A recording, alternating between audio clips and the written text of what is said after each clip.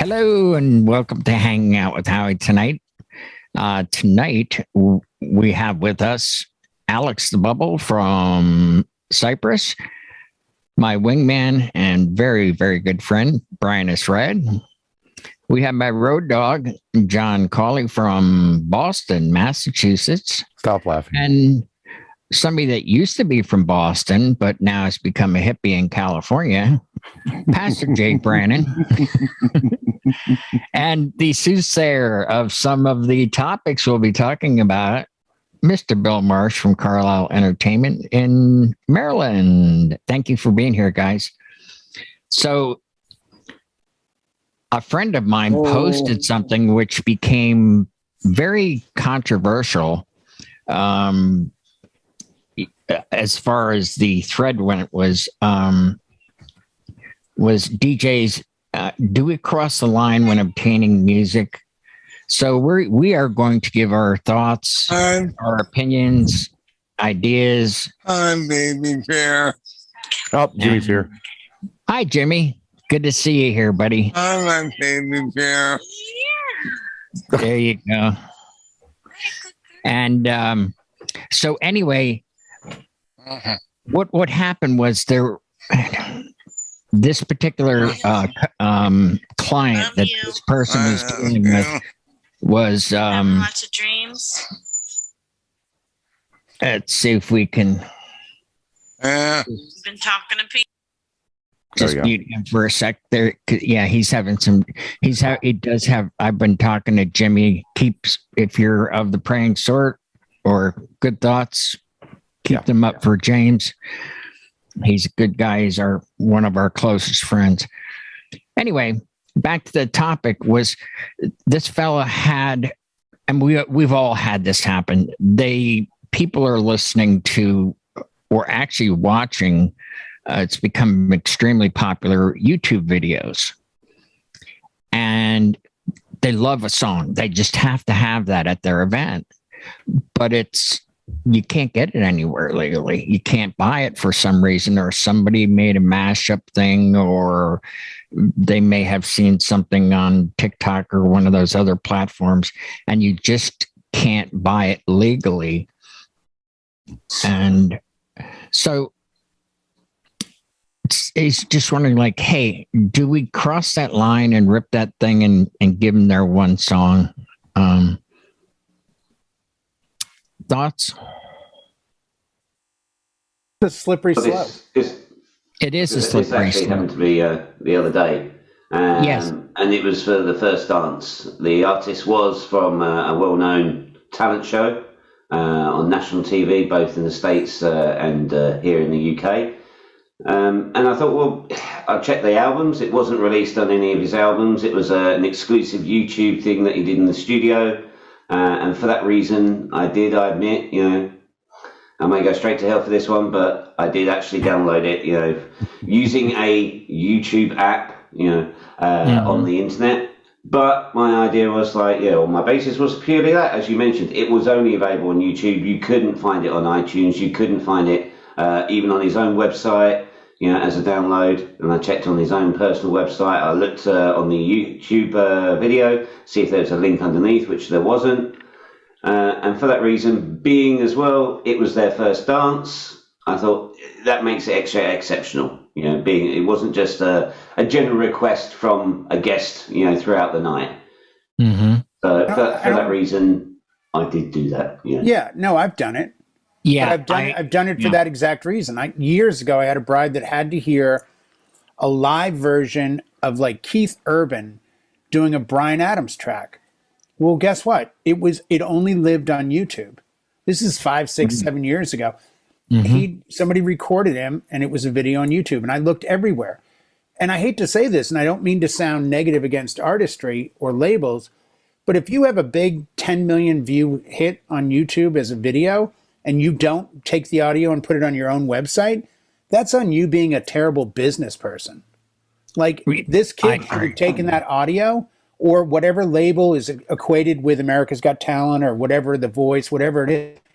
That stuff, like The Voice actually puts everything up on iTunes. So when they're watching these shows and go, oh, what a great father-daughter dance, you actually have an outlet. But I'm sorry, if there's no other way to make a client happy, and by the way, mine, I ended up playing it off my iPad, off YouTube live. I didn't even bother to rip it because it was just like, okay, this isn't going to rip, or I didn't know how to rip it, or whatever it was. But I think when clients put you in that corner, you just have to tell them. I mean, I've even told clients ahead of time, try not to give me links to YouTube because it's illegal to download YouTube songs. So let's try and find songs that either I already own or that you can find on Amazon. And now they're all going to Spotify. Well, guess what? Not everything on Spotify is as readily available as the, iTunes, Amazon, those things. So I think we're in uncharted waters a little bit. I'm curious to hear what other people think. I have used Spotify a couple of times. Wait, hold on, Eric, we're recording right now, please. Sorry. Okay, Bill, you are the soothsayer of legal stuff. I pretty much know where you're going to go. Well, I'm going to go down the path of it depends. And as Alex and Jay have already said, if it's not available in any other way, then I will find a way to acquire the necessary song. Am I going to go and download an entire playlist of songs that are related to that song? No. But if I need a song and I need to find a way to acquire a song, I will.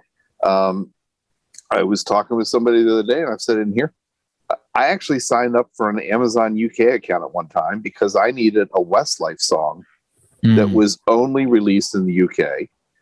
The client thought it actually was on the Up soundtrack because somebody took a whole bunch of different ballads, used the ballad montage from the movie Up, and dubbed the songs, dubbed a variety of songs into that video clip. So they thought it was actually on the Up soundtrack. No. And it was one of the very few Westlife hits that they didn't release in the US.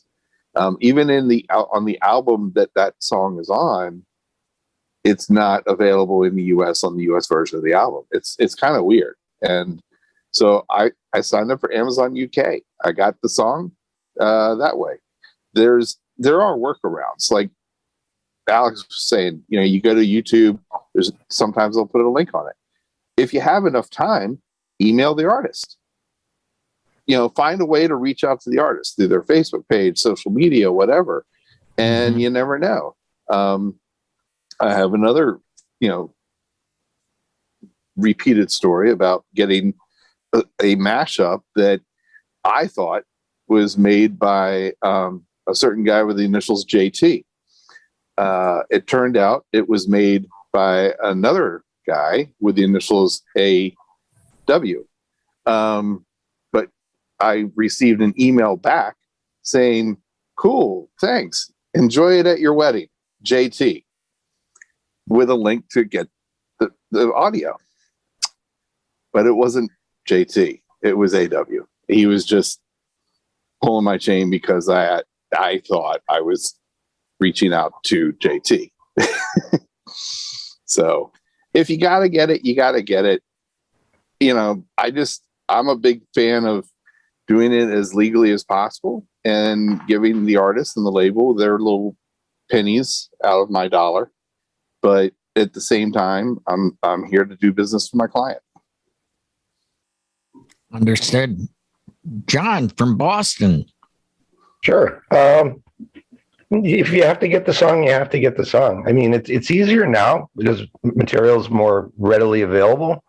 But back in the day when, we didn't have an Amazon and there wasn't a YouTube, and, would ask the client, can you provide this song? Do you have a copy? How did you hear it? Where'd you get it? Oh, I have it in my MP3 player. Great, let me borrow that because there isn't any way for me to find it, buy it, or acquire it in the time necessary for the event. So if they get a way to get it, then it's they're providing it, and we'll be playing it on their behalf, so to speak. Nowadays, most you can find alternate versions, But as you say, if they're really particular and they have to have this one gung ho line in the sand, then you just have to get a copy of it for the day. You know, maybe it's something you don't have, never heard of, and eventually you end up liking the artists and, you know, making some purchases down the road. But you got to have the one you need when you need it. That's just facts. Okay, now we go to the real professor of rock and music in general, Mr. Brian S. Red. Well, first of all, I want to congratulate you on having the show on Just Shocking News is the most like C-SPAN call-in shows. It's pretty cool how people just kind of come in and say weird things, and we're doing it. It's beautiful. It reminds me of C-SPAN, and there were some funny gag reels about that. Yeah, that's nice. But anyway, John has pretty much got it. What I'll do with a client when they'll say, well, I want a specific song. Well, I need to see if I can find it. And if I can't find it, I said, look, I can't find that song. Is there anything else? No. Okay. Well, I guess we're in a predicament here. If you can somehow provide me the song, that's great, but I have no way of getting it. I just play stupid with them. Oh yeah, no problem. I can grab. No, I don't do that. So that's their responsibility. If they want to go that way, fine. You do it. You find it. So I gotta have an MP3. So that's what I need. And if you can get it, great. Then provide it for me, and I'll be happy to play it for you. But I don't break the law for my clients. Can't you just play it off of this? I'm being in the client. I understand. Yeah, right. Can't you just play it right off of YouTube. No. This is how things are going. This is what we do. You have two computers there. Yeah, no, can't do that. Sorry. They have to provide me the track. And if they can't do it, they need an alternate song. I mean, don't be that weird. If you're going to be that weird, then be willing to, figure it out for yourselves. Yeah. But yeah, I'm telling them right off the bat, hey, look, everything's legit here. I don't know anything about that. I don't know even how you do it. You're just going to have to handle it. And, if this is something you really want, if you can provide it for me, that's great. I just don't have it, nor do I have a way to get it. Right. And they're fine with that. I'm trying to think. It's been a long time because I know I did videos on this a long time ago because something came up. And it was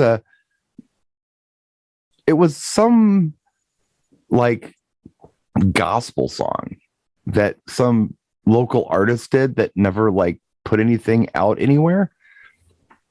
Because what these people do a lot is, we found it on YouTube.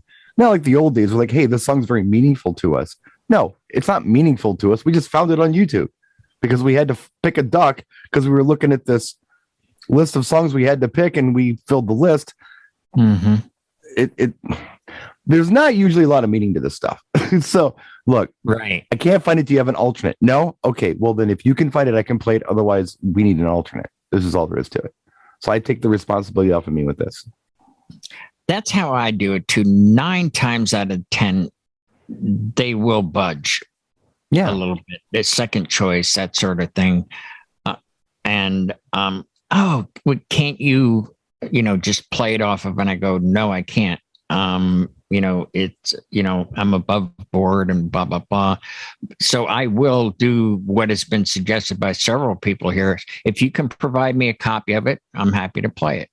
I mean, I think that's the way to go. And then screen it before you actually drop it. Make sure there's not some auto insurance commercial. Not only do I screen it, I run it through my malware software first to make sure they're not affecting my computer.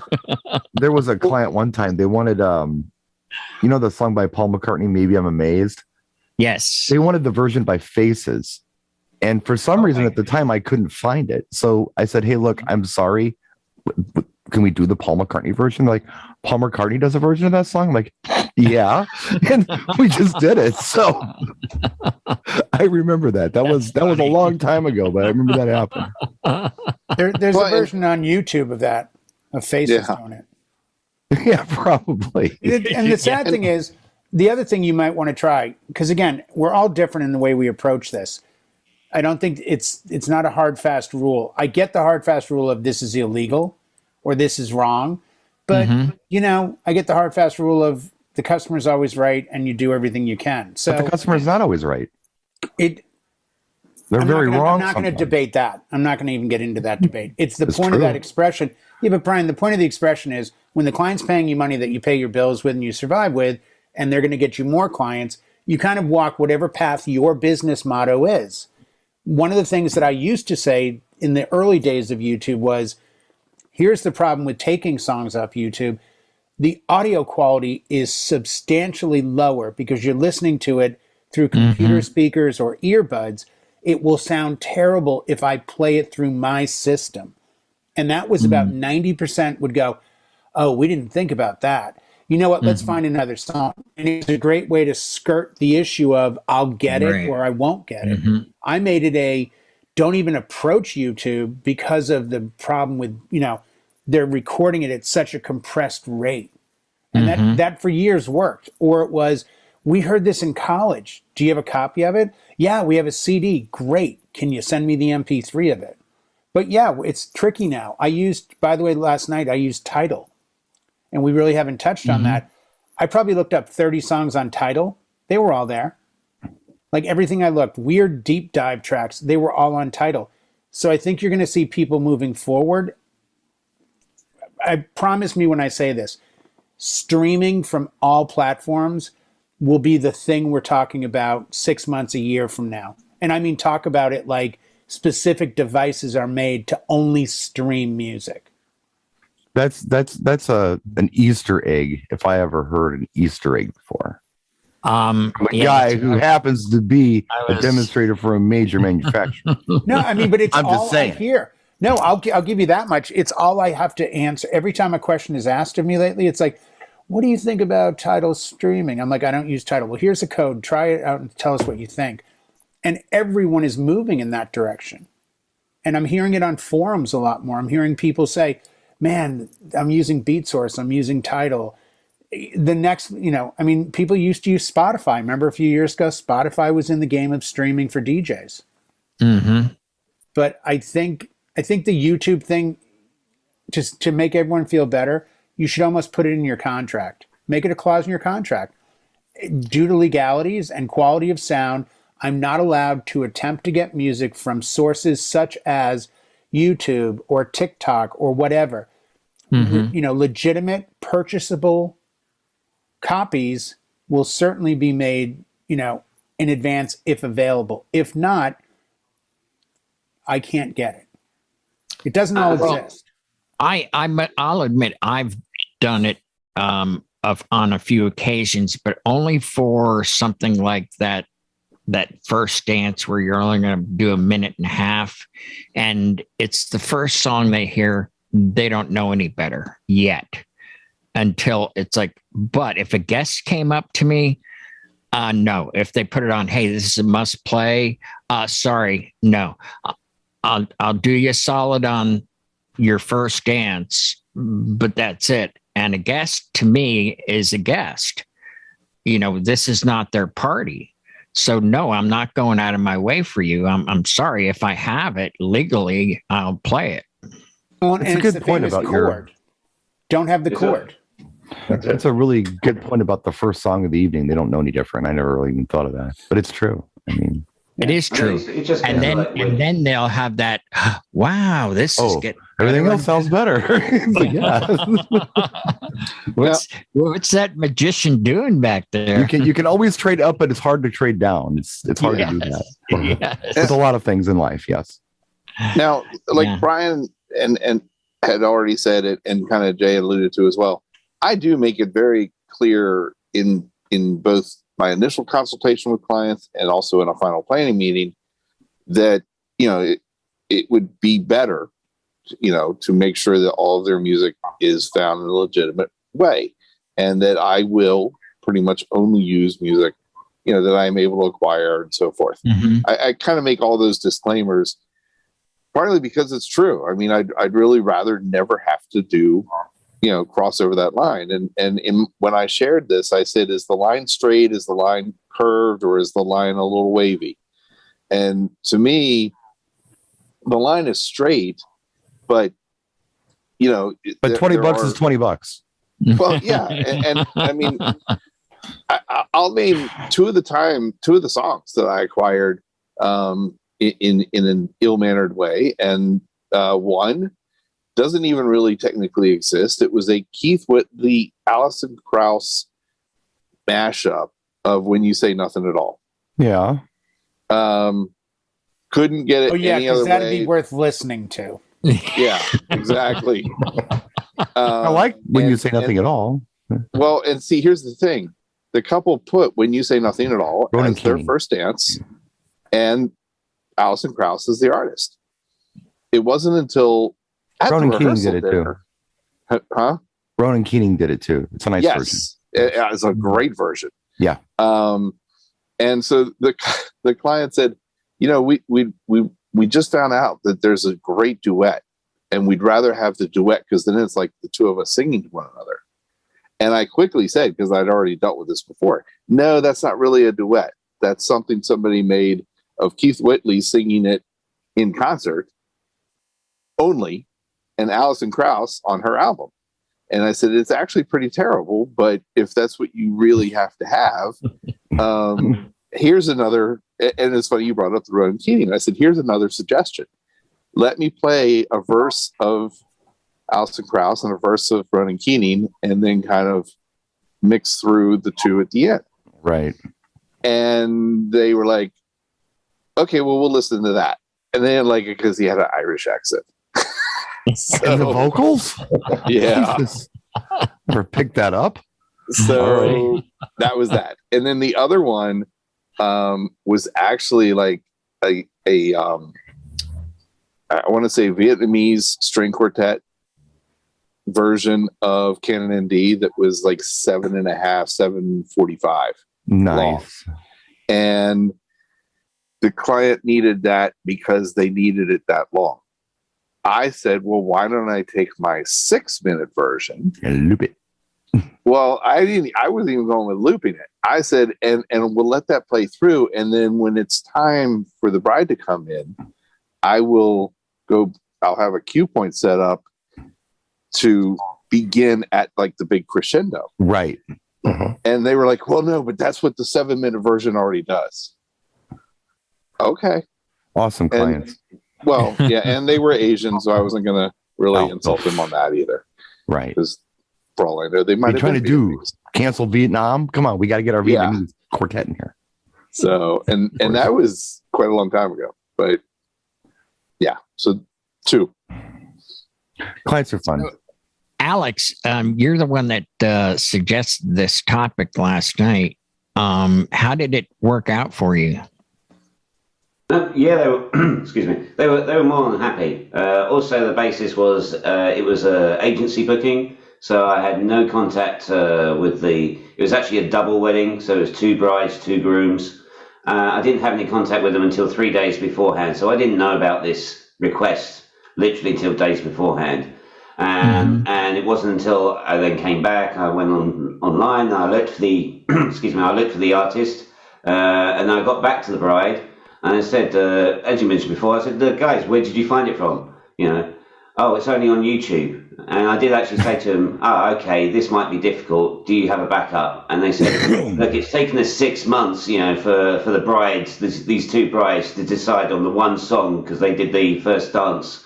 Both couples did their first dance to the same song. So it wasn't like they were separate songs. So it's like, well, you know, you've got that song, you've got this song.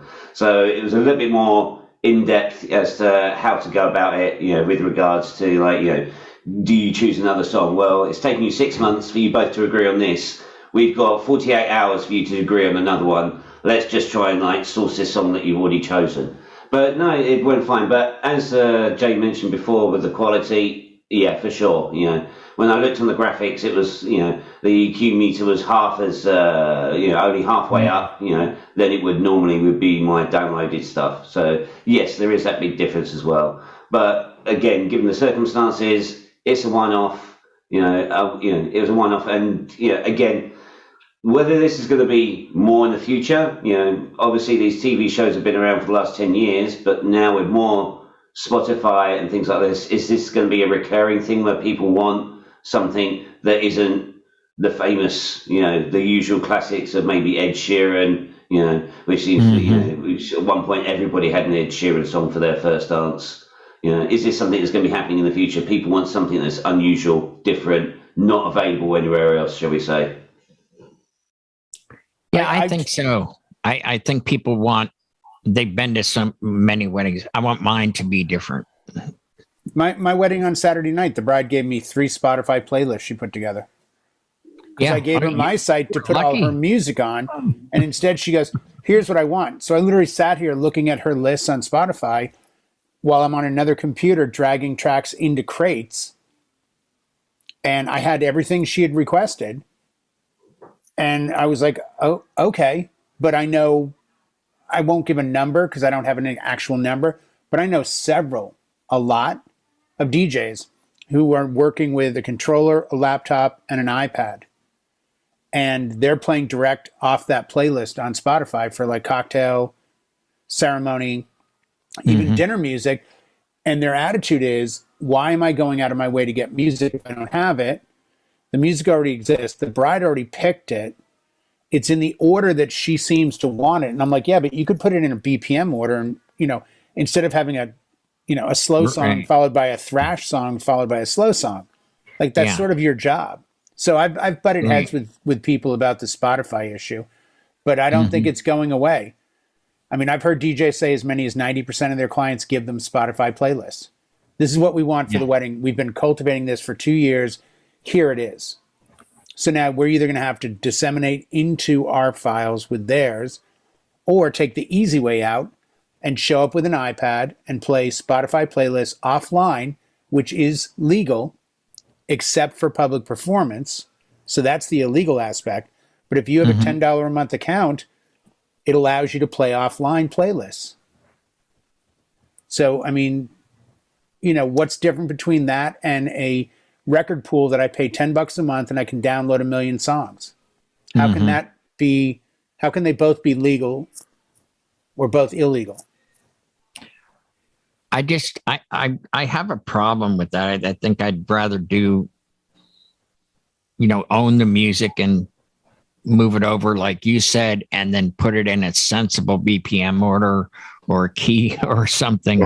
I mean, that's what we're supposed to do as DJs. I mean, and I watched one of those, Tech Man or one of those things on YouTube that does all this weird stuff.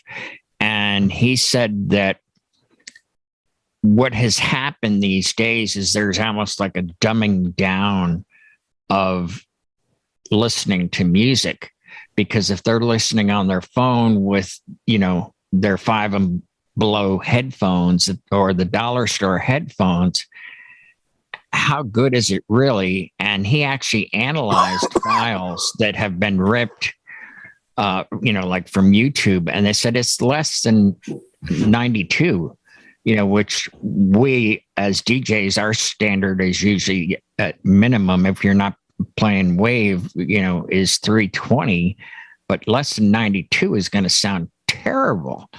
But to them, they're used to those dollar store headphones, those earbud things.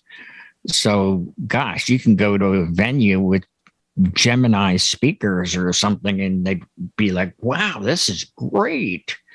I had this talk with Chris Cox in Vegas, and I said, I predict in 5 to 10 years, the quality of music that we can get our hands on will be subpar to today. And he goes, why? I said, because the next generation of producers grew up with these. They've been listening to compressed, variable bit rate, which is what iTunes has been sending out for its entire career, which just means when the song's really quiet, the bit rate could drop down to 10 kilobytes versus, 320. So I think we're going to see the ramifications of earbuds and, like you say, Five Below headsets.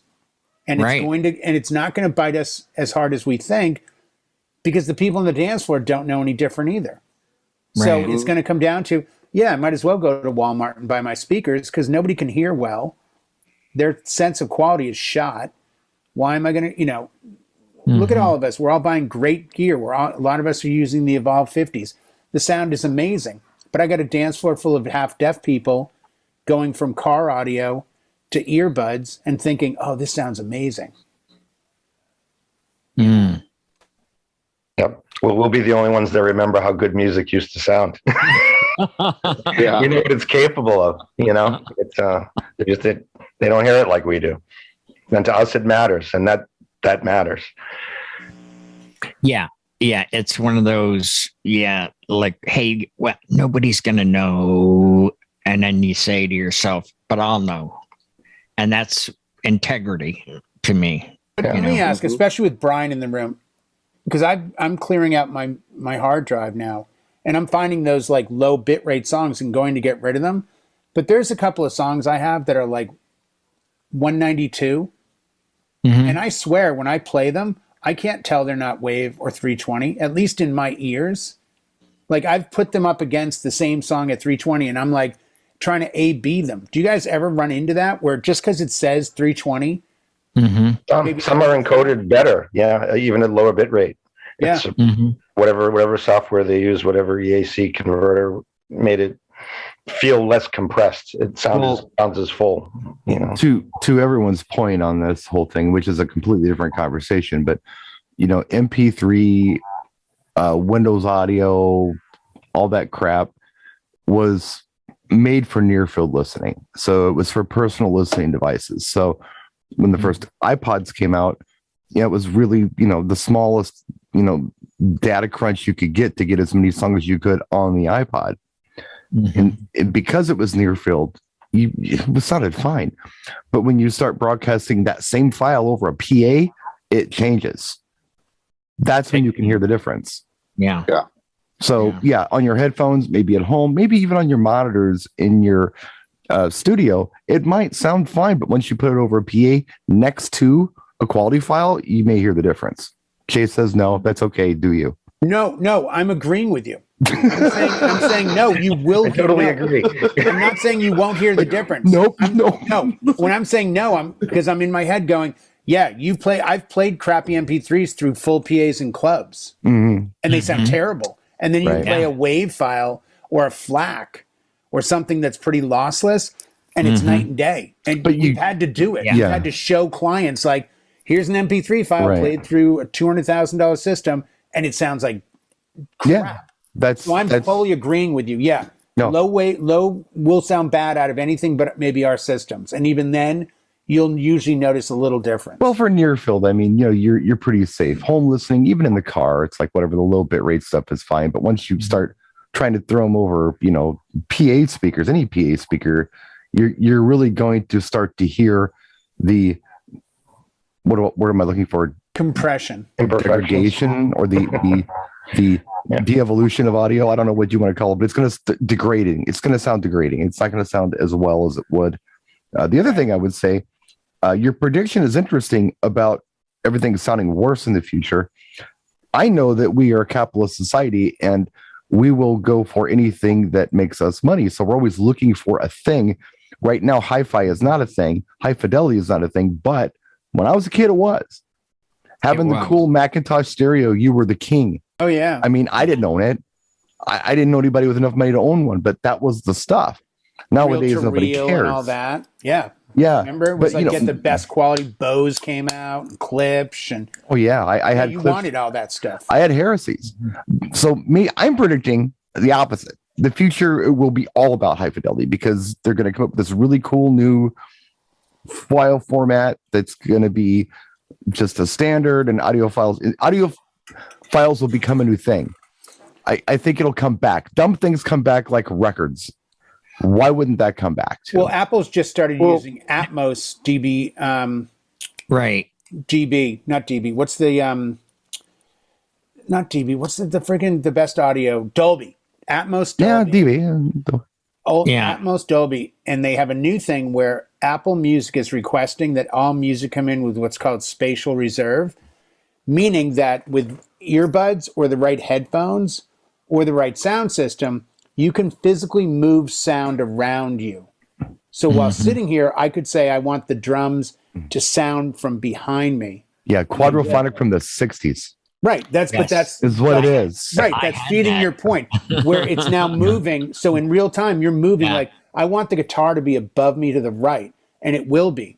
The effect, though, will really be, at least for initially, really more based on headphones. And they're touting it as something, a reason to upgrade to the Apple AirPods, the Pros, because they're really good at this. Yeah. But it's going to be funny. I think Floyd Rose was doing that too. There was talk of them being involved. They had some headphones at a show I went to a while back. Saying any music you send us has to have this ability. Because we looked at Atmos a couple of years ago, and I just was like, what's the big deal? And then I heard a system with it, and it's like you're walking through the sound almost. It's pretty amazing. There's always going to be a thing. I think it was a year or two ago where there was a movement that Neil Young he was part of a consortium that put millions of dollars into a format that's even better than lossless. Didn't they have their own little players and everything? Yeah, they did. What was it called? The player was like $350. Yeah, I think Nest. NES or something. That's think it. Nest, yeah, sounds right. And I don't know whatever happened to it, but well, I know on Guardians of the Galaxy 2, at the end of the movie, not trying to do a spoiler for you, they find a Nest unit with a bunch of 70s tracks on it, and they give it to Star-Lord. I remember that. Oh, yeah. Done at the pawn shop.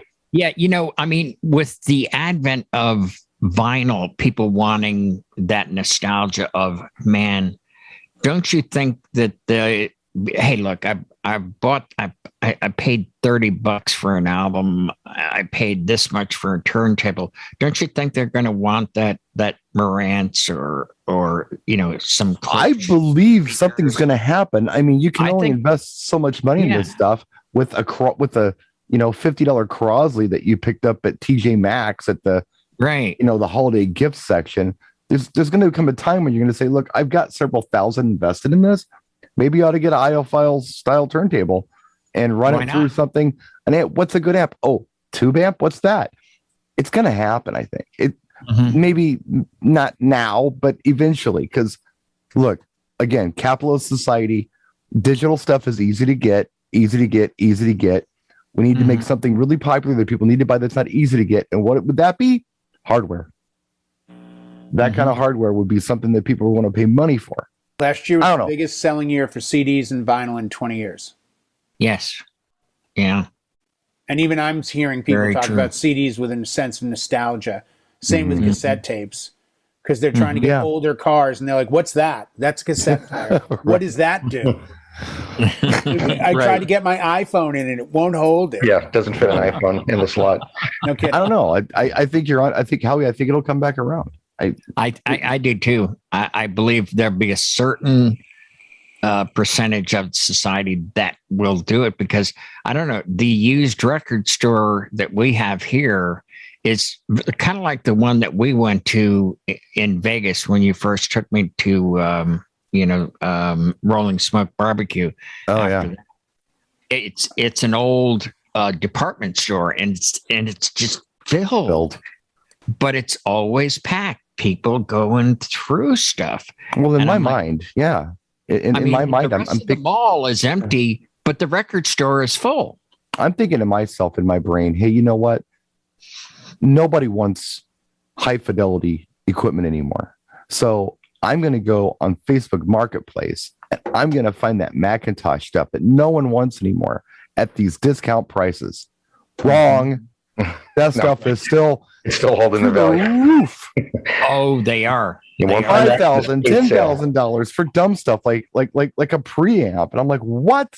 I mean, this stuff is outrageous. So there's a cult following for it, but a lot of it's going to be nostalgic stuff, but a lot of it is going to be new stuff because hey, capitalism. I believe it's going to happen. Well, so, I have a Marantz system, and I was offered $1,500. And I was a little tempted, and I was like, "No, if you think it's worth that much, it's paid for. I'm enjoying it. I'm keeping it. Screw it. Right? No, I got rid of my heresies. I probably shouldn't have, but they were just taking up room, and my life was different. I didn't need that in my living room anymore. I wanted to look like a grown up. But I do. My brother has them. I can get them back if I need to. But even like the 1200s, I mean, people are going after the vintage stuff. And vintage stuff is cool, but you can only have so much vintage stuff until you've got to get some new stuff. And that's when you like records. Yeah, you can great dig, but now they're doing reprints of things. I think it's going to be the same thing with some of this audio stuff. And it's going to be kind of like the car stereo thing was in the 90s, you know, who has the loudest one. People are going to, I don't know. I just predict, just because, you know, we are a capitalist society and people make money where they can, this might be a thing. So we might go up in quality. I don't know. I think so, because it doesn't cost that much more to go up in quality. They will charge a lot more to go up in quality. Right. They may spend $5 more in the electronic, you know, tiny parts, but then, yeah, it'll be hundreds, if not thousands more to the, you know, retail, you know. Just a thought. Yeah. All right, guys. Thank you so much for being here. And leave your thoughts down below. And as always, these are just our opinions and ours only. Thank you again for being here. Good night, all. Good night.